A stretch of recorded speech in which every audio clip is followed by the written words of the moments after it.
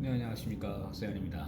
자, 오늘 기사건들 내용이 보시면 이거예요. 검단 신도시 13년 만에 1단계 준공, 그리고 23년도 2, 3단계 마무리. 자, 제가 어제 지금 아는 지인이 이제 제가 평택에 이제 인장이 있었고 내려가 있을 때 연락이 왔어요.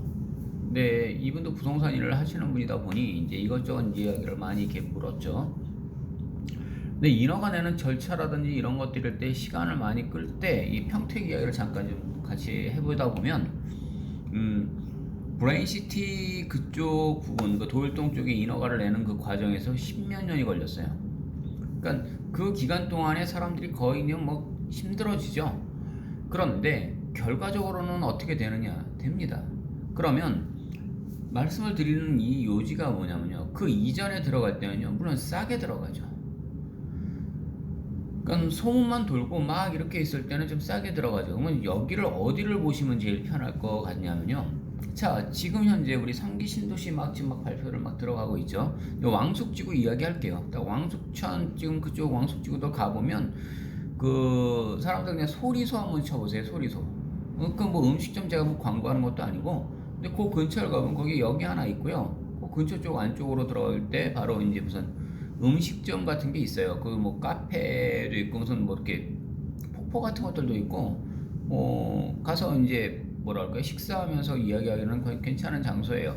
근데 그 주변을 보시면 다 논밭이에요. 아무것도 없어요.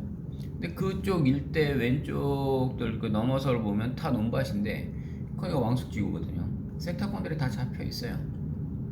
그러면 지금 매물들을 막 내놓고 팔고 할까요? 아니요. 찌그락빠그락 했으면 굉장히 이제 좀 시간을 끌 거예요. 그 사이에 못 버티는 사람들은 또 이제 매물이 던져질 거고, 또한 그렇지 않은 사람들은 또 계속 갖고 가겠죠. 하지만 시간은 또 계속 끌 겁니다. 막 인허가 절차도 막 다 이렇게 한참 이제 또 겪을 거예요. 그 가운데서 중간중간에 계속적으로 가격이 뛰면 뛰었지 떨어지지는 않을 거란 말이에요. 그렇다면 요거 안에 있을 때 처음에 바람 불기 전까지 그런 그 가격대들은 얼마였겠어요? 굉장히 저평가되어 있었던 그 땅들이에요. 그러다가 갑자기 확 올라갔겠죠? 매물 내놓으시겠어요? 그러면 안 내놓겠죠. 근데 시간이 점차 지나면서 뭐 안 좋은 소식들도 막 들리기 시작을 한다면 몇 사람들은 또 던지겠죠. 그때 또 누군가는 또 낚아챌 거고요. 자, 그런데 이 이야기의 핵심을 볼까요? 결국에는 중공 들어갔고요. 2, 3단계 마무리 들어갑니다. 자, 이거 무슨 상계예요? 그러면 지금 이 그림 형태 요 섹터 지금 그려지는 거 있죠? 이거 잘 보셔야 돼요. 물론 제가 이제 큰 전도라든지 이런 것들을 갖고 놓고 보시게 될 거지만 블루지구 쪽을 전 얘기를 해요. 이 일대 블루지구 쪽이에요. 여기를 정말 중요시 놓고 잘 보셔야 된다는 거예요. 자, 어차피 이 밑에서부터 계속 치고 올라와서 계속 개발들은 올라가요. 자, 중요한 얘기를 여기서 몇 글자가 안 돼요, 사실은요. 근데 자, 사업 면적 크기만 먼저 본다면요, 여의도의 몇 배요? 4배에 달해요. 근데 언제까지 끝내요? 23년도까지 마무리. 물론 모든 이야기들이 저대로 해서 딱 1분 1초도 안 틀려가지고 정확히 딱 끝, 이렇게 얘기하는 건 어거지겠죠.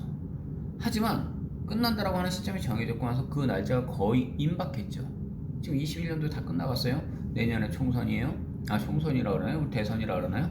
모르겠어요. 하여튼 뭐 노란당, 빨간당, 모음당, 뭐 계속 뭐 파란당, 뭐 이렇게 그 중에서 누가 뽑아라라고 할 때 뭐 가관도 아니에요. 지금요 뭐 얘기하는 거 보면은 뭐 누구 뭐 부인은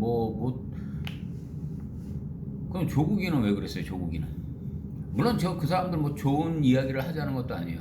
그 사람도 잘못한 거죠. 그러니까 7년형 맞고 나서 뭐 지금 4년인가요? 지금 복역하고 있다면서요. 그 부인이 그랬죠. 별로 알고 싶지도 않아요. 사람들 다. 그러니까 정계 쪽이든 뭐 이런 쪽에 있는 사람들에서 그렇게 행동들 했던 것들은 저는 진짜 뭐 다 한 명은 제대로 됐나요? 한 명은 아니기 때문에 그냥 그렇다는 거예요. 자, 그러면 저는 이야기를 합니다. 여기서 우리가 바라보는 거에서 가장 큰 핵심만 보자는 거였어요. 저 날짜가 이렇게 딱 있어요. 늦어져도 늦어진다 가정할게요. 여기서 1000년을 늦어지겠어요? 어거지 계속 쓰자고요. 아니잖아요. 계속적으로 이제 이미 싹 들어가기 시작할 때는요 순차적으로 빨리빨리 해야 돼요. 왜냐면 삽이 들어가기 전까지가 문제지 삽 들어가서 계속적으로 진행이 될 때는요 이게 딜레이가 되면 될수록 공사에선 차질은 굉장히 심각해요. 이게 지금 장능이 그래요. 지금요 다 올라간 마당에 갑자기 크레인 걸려서 저거 못한다고요? 그냥 사담으로 한 얘기 또 이제 왔다 갔다 이야기지만 그냥 좀 어차피 길게 얘기를 하려고 해요. 유경 빌딩인가요? 평양에 있는 거요? 아시는지 모르겠어요. 그게 가장 치부거든요. 북한에. 한국에 굉장히 큰 건물들이 있다라고 하니 자기네들도 내세워서 올렸던 거였어요. 야심차게 했었죠. 유경 호텔 맞아. 유경 호텔. 예. 속이 텅텅 비었어요. 깡통이에요 그거. 유리만 밖에 있어요. 유리만. 무슨 얘기예요? 질량은요 빨리 해서 그 준공 날짜에 맞춰서 계속적으로 그 안에 인테리어 들어가고 뭐 들어가고 전기 배선 들어가고 뭐 이러면서 다 해야 돼요. 그런데 속이 뭐 결국 네덜란드 업체인가 어디다 맡겼더니만 나중에 이 속이 다 썩어가지고 할 수가 없는 거죠. 거의 철거 수준인데 버리긴 그러니 자기네들 지적이 있으니 그냥 유리만 씌워놓고 겉모습만 딱 그냥 조형물이지. 그럼 그게 그런 식의 빌드이 벌어지는 거예요. 그러다 보니 날짜가 딱 진행이 되고 시작이 끝났다고요? 그럼 끝까지 가는 거예요. 그렇지 않으면 문제가 심각해지겠죠. 장릉 같은 경우는 지금 제가 다툼의 소지는 충분히 있습니다. 그럼 누구만 좋아요? 변호사. 무슨 법인, 무슨 뭐 변호범인 이 사람들 먹을거리 엄청 생겼어요. 지금 신날 거예요. 엄청나게 좋아할 겁니다. 지금 왜냐고요? 일거리가 들어오기 시작할게 눈앞에 보이는데요. 이건 엄청난 싸움이 될 거예요. 우리나라 뭐 법무법인들 많이 있죠. 뭐 그런 쪽에서부터 다들 들어가실 겁니다. 큰 싸움이 될 거예요. 이거 뭐 작은 싸움이 아니니까요. 하지만 제가 말씀드리려고 하는 요지는 이거예요. 언제까지요? 23년도까지요. 근데 여기에 지하철 노선들도 정말 잘 보셔야 돼요. 여기가 정말 막 지하선이 거미줄처럼 막 많이 올라가 있어요. 물론 서울이든 그쪽에서 놓고 보실 때도. 자, 원래 착공 단계가 언제부터 시작을 했다고요? 15년에 착공을 한 거예요. 이제 단계적으로 쭉 다 밑에 들어와 있으니까요. 쭉 보다 보면요. 근데 17개의 크고 작은 정원들도 있다라고 했어요. 그러면 이렇게 쭉 다 빠져서 우체국, 소방서 뭐 다 들어온 것들도 마찬가지예요. 하지만 이게 가장 큰 거예요. 인천지방 북부지원이라고 했는데 여기서 또다시 서북부지원 이렇게 얘기 나왔네요.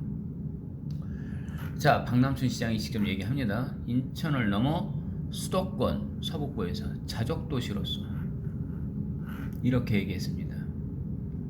자, 야심차게 얘기를 할 겁니다. 왜요? 자신 있으니까요. 이 그림 눈여겨보셔야 될 겁니다.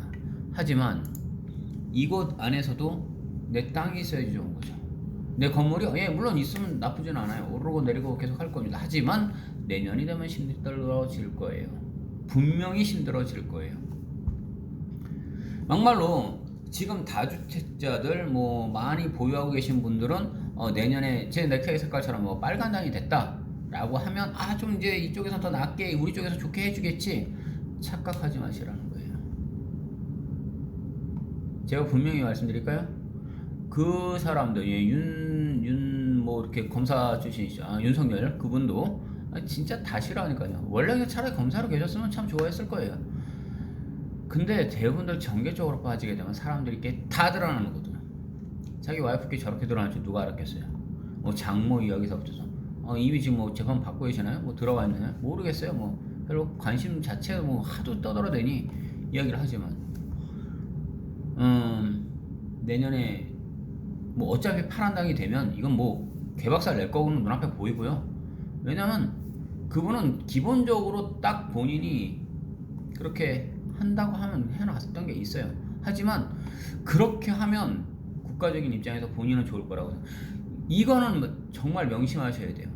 내가 생각하고 내가 옳다라고 생각했던 것만이 옳다라고요? 그 결과가 반드시 좋을 거라고요? 아니요. 착각하지 말라는 거였어요.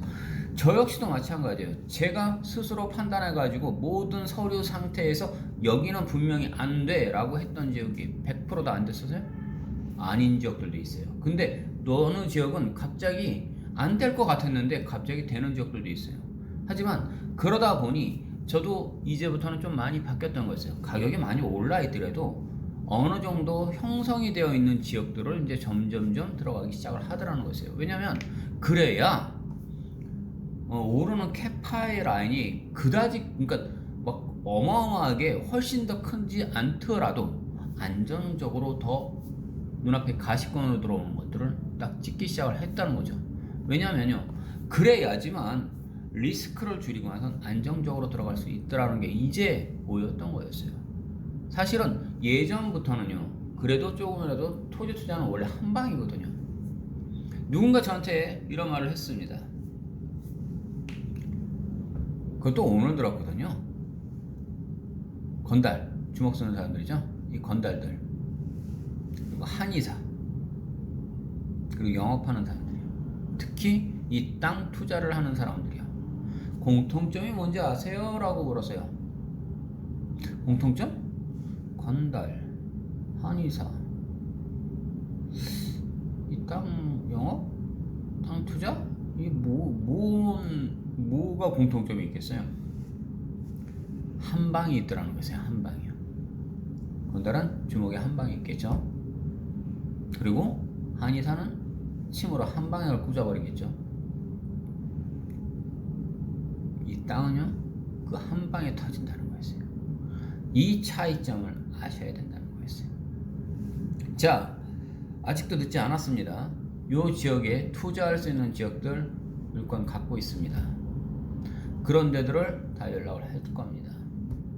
저를 통해서 반드시 그쪽에 돈을 벌 수 있는 그 기회를 잡으시면 됩니다. 돌아다녀 보시겠다고요? 저는 그렇게 하라고 시킵니다. 그러면 그렇게 했을 때 입장을 갖고 났을 때 어떤 것들을 던져놓겠습니까? 그래서 말씀드리는 겁니다. 자, 분명히 기회는 아직도 있습니다. 물론 가격은 많이 올라 있습니다. 예전하고 비교할 때 확실히 올라 있습니다. 하지만 지금이라도 놓친다면 정말 후회를 하게 됩니다. 여기까지 하겠습니다.